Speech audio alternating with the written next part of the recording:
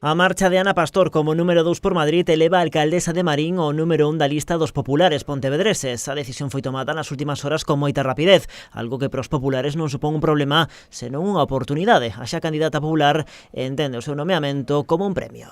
Eu cando me propoñen esta opción, a verdade é que inesperada pola miña parte, pero a vez recoñecida sobre todo porque independentemente da responsabilidade que é poder representar a provincia de Pontevedra, en este caso por parte do Partido Popular, sei que todo é debido a un excelente resultado que lle debo a Marín. Esa é a miña principal cualidade, poder haber outras. E que os populares precisamente presumen diso dos bons resultados colleitados por María Ramallo nas pasadas eleccións municipais. A popular di que na súa mente está compatibilizar o seu traballo na alcaldía coas súas novas responsabilidades como deputada en Madrid.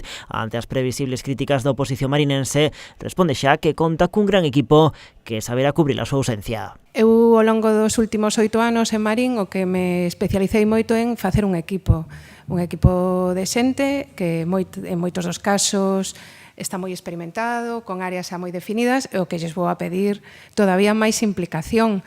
Efectivamente, entre todos penso que seremos capaces de sacar adiante, temos unha maioría pois holgada e creo que me vai permitir esa posibilidade, aparte de cargarme máis de traballo, sen ningunha dúbida.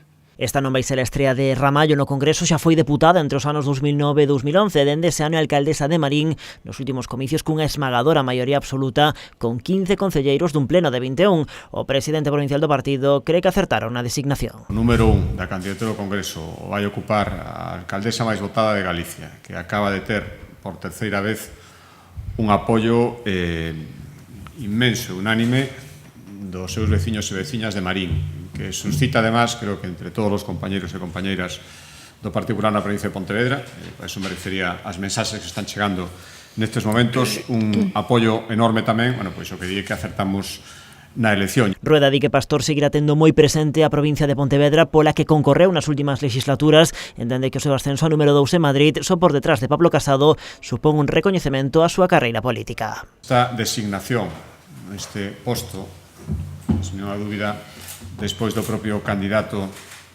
á presidencia do goberno polo Partido Popular, e o posto con máis peso sempre foi tradicionalmente dos de Madrid, un recoñecemento á súa trayectoria, ao seu prestixio, a valoración positiva que ten non só dentro do Partido Popular, sino creo que en moitísimas esferas da ciudadanía con independencia das inscripcións políticas. Tamén hai novidades na lista dos populares pontevedreses. O Senado estará encabezada polo exconselleiro de Feijóo, Javier Guerra, que volve á primeira liña do PP logo de amagar con marchar para Ciudadanos, canda ela, expresidenta do Parlamento Galego Pilar Rojo e Santiago Rodríguez Dávila. A lista para o Congreso completan a Diego Gago, Javier Blas, Elena Suárez, Juan Manuel Constenla, Miguel Ángel García González e Ana Cristina Pérez.